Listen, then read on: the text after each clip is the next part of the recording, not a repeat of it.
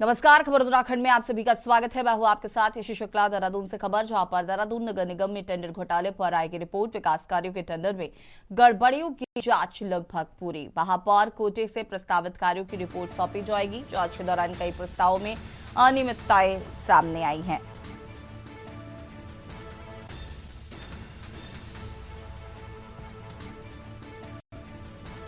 कई प्रस्तावों में अनियमितताएं और डुप्लीकेसी मिली। जांच रिपोर्ट के बाद बड़े खुलासे होने की संभावना। केवल सत्यापित कार्यों को ही आगे बढ़ाया जाएगा। महापौर ने पारदर्शिता और जवाबदेही पर जोर दिया।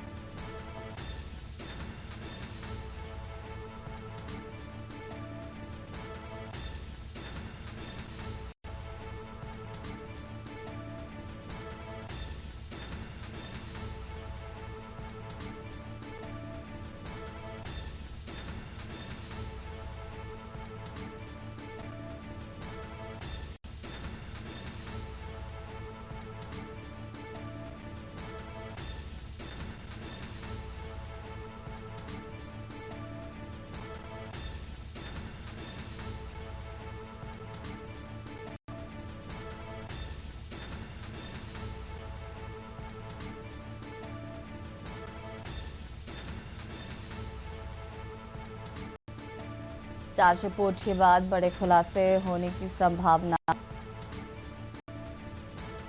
केवल सत्यापित कार्यों को ही आगे बढ़ाया जाएगा।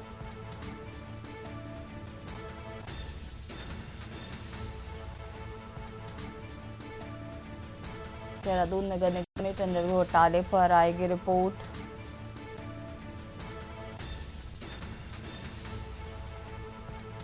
विकास कार्यों के टेंडर में गड़बड़ियों को लेकर फाइनल रिपोर्ट। महापौर कोटा से प्रस्तावित कार्यों की रिपोर्ट सौंपी जाएगी।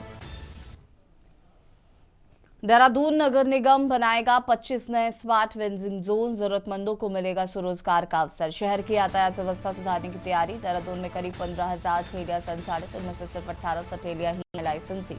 अवैध ठेलियों से सड़कों पर लगता है जाम। नए वेंडिंग जोन से शहर होगा अधिक व्यवस्थित।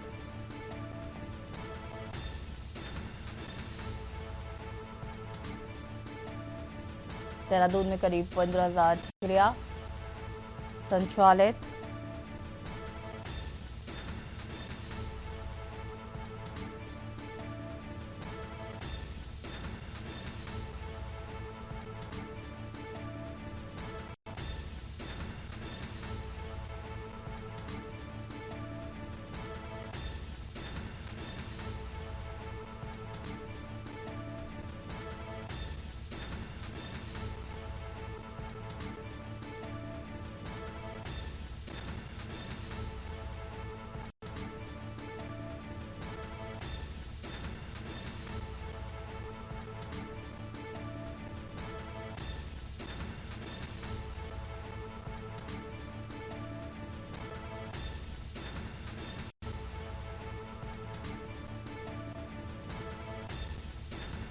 इनमें से सिर्फ 1800 ठेलियां ही हैं लाइसेंसी।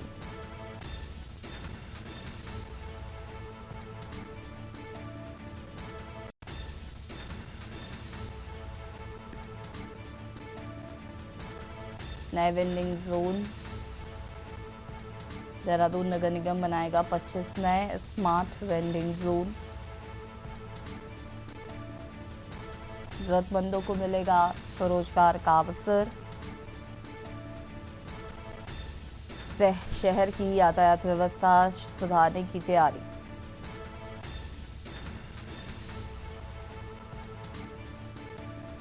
देहरादून में करीब 15,000 ठेलियां है संचालित,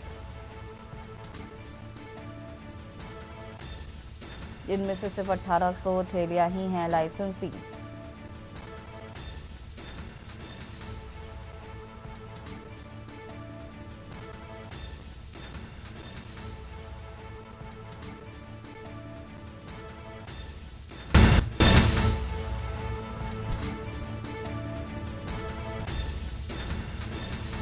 देहरादून नगर निगम बनाएगा 25 नए स्मार्ट वेंडिंग जोन।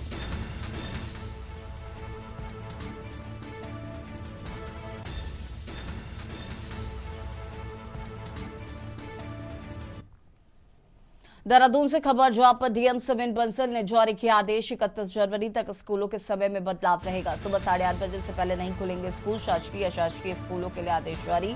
कक्षा 12 तक के समय रहेगा लागू। मौसम के पूर्वानुमान को देखते हुए निर्णय लिया गया है। नहीं खुलेगा सुबह 8:30 बजे से पहले स्कूल।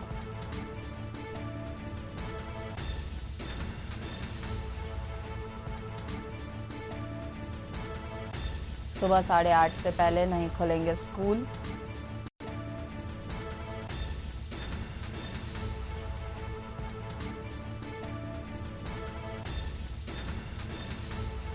कक्षा 12 तक के लिए समय रहेगा लागू।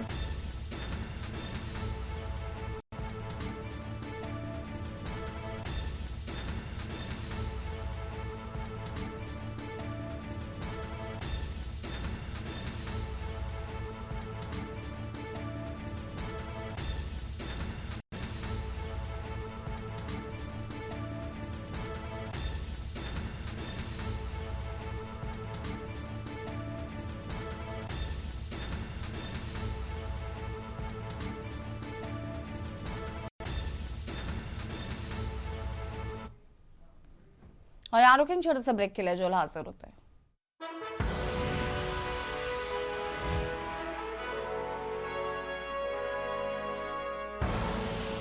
आप देख रहे हैं के न्यूज, खबरों का सारथी। ब्रेक के बाद एक बार फिर से आप सभी का स्वागत है। खबर विकासनगर से, जहां पर कांग्रेस कमेटी के उपाध्यक्ष आरेंद्र शर्मा ने विकासनगर में आयोजित एक पत्रकार वार्ता के दौरान मनरेगा योजना का नाम बदले जाने का विरोध किया है। इस योजना में कई तरह की खामियां होने का आरोप लगा है। विकासनगर के सिलाकोई में आयोजित इस पत्रकार वार्ता में आरेंद्र शर्मा ने कहा कि यह पहली योजना है जिससे महात्मा गांधी का नाम हटाया गया है, जो कि सही नहीं है। उन्होंने कहा कि योजना का नाम बदलने के साथ ही योजना में कई तरह के बदलाव किए गए हैं जो कि ग्रामीण और क्षेत्रों के हित में नहीं है। तो इसको लेकर अब कांग्रेस गांव में अभियान चलाएगी और सरकार की गलत नीतियों का पर्दाफाश करेगी।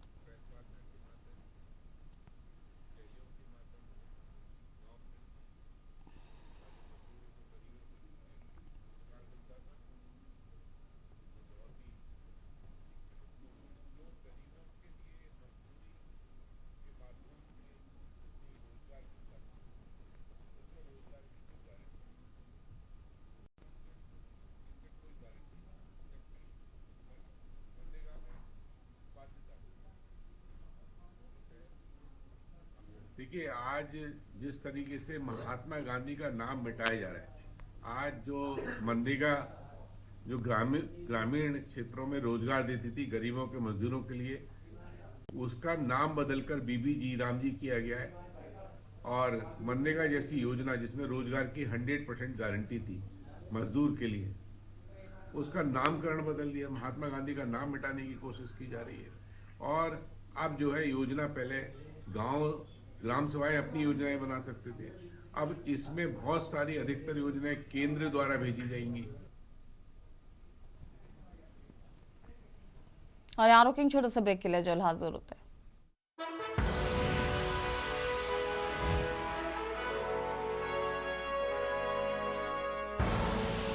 आप देख रहे हैं के न्यूज, खबरों का सारथी। के बाद एक बार फिर से आप सभी का स्वागत है। खबर विकासनगर से, जहां देवभूमि उत्तराखंड की परंपराएं हमेशा से अनूठी रही हैं, लेकिन समय के साथ इनमें आए कुछ बदलावों को अब समाज खुद सुधार रहा है, जिसके चलते जो अनुसार बाबर क्षेत्र में शादी ब्याह के कड़े नियमों व महिलाओं के आभूषणों के नियम के बाद अब जनसौर बाबर के आराध्य ज्वालदा महासू महाराज की प्रवास यात्रा को लेकर खतकोरू के निवासियों ने एक ऐतिहासिक फैसला लिया है। अब देवता के भंडारे में मांस मंदिरा नहीं बल्कि शुद्ध घी परोसा जाएगा, जिसकी खास वजह प्राचीन परंपरा को पुनर्जीवित करना है, जिसके लिए श्रद्धालुओं को शुद्ध घी में बनी वस्तुएं ही प्रसाद के रूप में वितरित की जाएंगी। यदि कोई इस प्रकार की बैठक करनी पड़ सकती है तो हमारे पास तो प्रतिनिधि भी है कि हम बैठक कर सकते हैं। जिस प्रमुख साहब जानते हैं या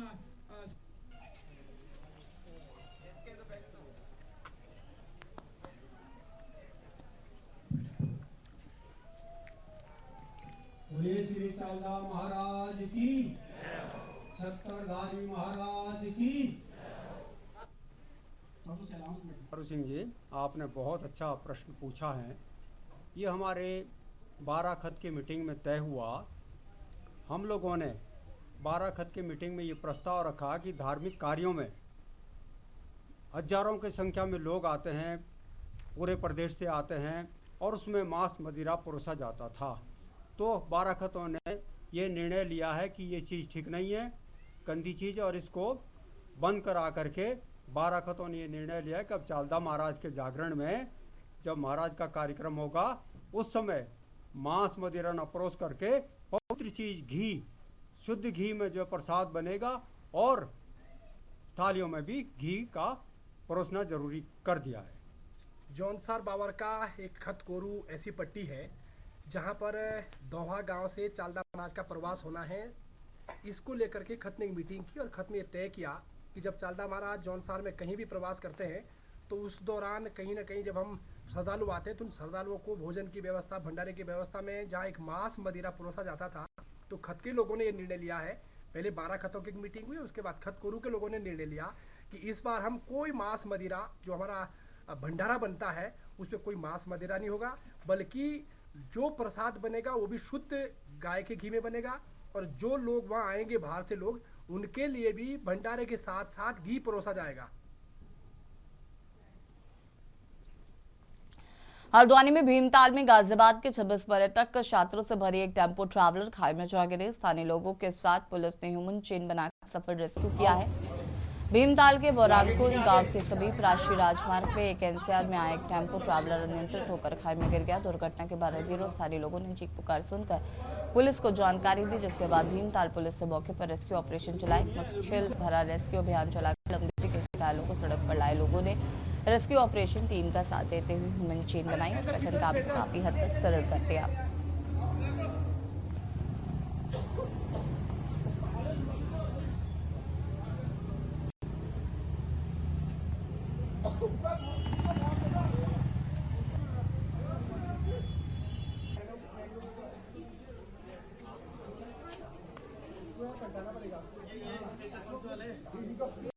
घटना कितने लोग थे? जी 25-26 लोग सर, मैंने काउंट नहीं किया। अच्छा, क्या हुआ अचानक, क्या हुआ? अचानक वो ऑल्टो वाले ने वो गलत ओवरटेक किया, आगे जगह थी नहीं, उसको पास देने के चक्कर में थोड़ी सी गाड़ी लेफ्ट दबाई तो एक टायर नीचे उतर गया रोड से, और एक टायर उतर तो पूरी गाड़ी अनबैलेंस हो गई और नीचे चली गई। कहाँ के छात्र थे, क्या थे? सर कुछ दिल्ली से है, कुछ गाजियाबाद इंद्रपुरम से है, से वैशाली वगैरह। जी जी, स्कूल का ग्रुप था। रामनगर से बेहद दर्दनाक और झकझोर देने वाला मामला सामने आया, जहां ठंड से बचने के लिए डंपर वाहन के अंदर पेट्रोमैक्स जलाकर सोए चाचा भतीजे की दम घुटने से मौत हो गई। इस हृदय विदारक घटना के बाद परिजनों में कोहराम मचा हुआ है। पुलिस ने मामले की जांच शुरू कर दी है।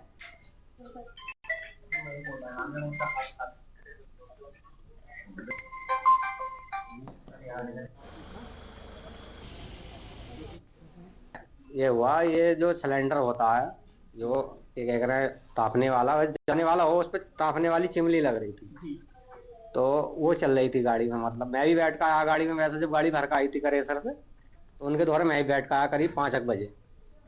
तो मैं बोला भाई अब जाओगे ना, तो बोले अब ना जा रहे, अब कल को ही जाएंगे। तो इसलिए मैं भी आ गया, फिर गाड़ी में अपनी मैं भी सो गया। तो लगभग मैं उठा करीब 11:30 बजे के टाइम गाड़ी में से। तो और जो हमारी गाड़ियाँ थी, मैं बोला उनसे, मैंने कि भाई कुछ खाने ऊने के टाइम ना मंगाया, तो बोले हमने तो खाली, तुम बताओ तो मैं मंगवा दे। तो मैंने कि नहीं भी उठा लो यार, तो बोले यार उठाया है ही नहीं, उठे ना, सो रहे हैं अभी। ये एक्चुअली दोनों ट्रक ड्राइवर्स थे।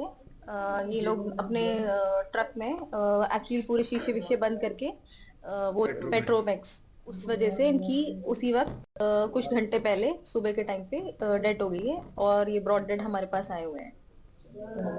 तो हमने इनकी पुलिस की कार्रवाई करने के लिए आगे पीआई भेज दी है, और इनका कागज बना के ईसीजी निकाल के इनको ब्रॉड डेड।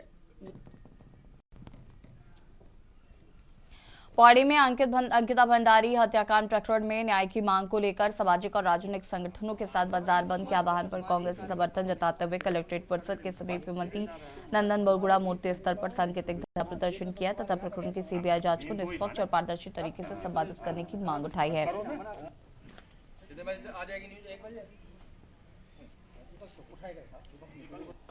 देखिए, अंकिता भंडारी के प्रकरण में जन आक्रोश लगातार 2-3 वर्षों से हो रहा है।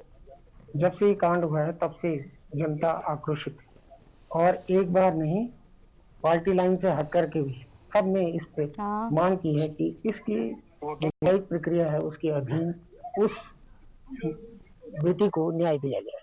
और कांग्रेस लगातार पार्टी के रूप में, राजनीतिक रूप में इस संवेदनशील विषय पर लगातार मुखर रही है, चाहे वो कैंडल मार्च हो, जन जागरण का कार्यक्रम हो।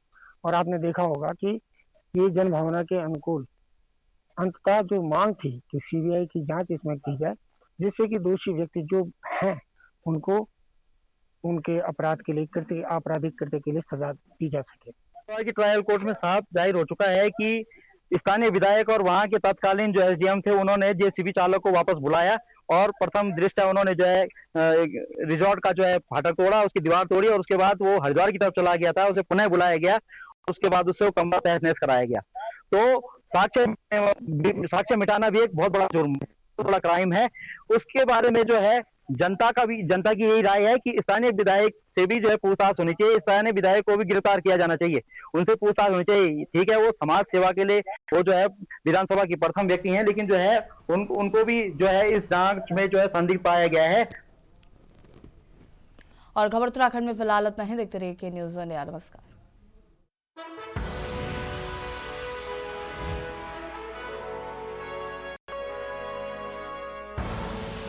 आप देख रहे हैं K-News, खबरों का सारथी।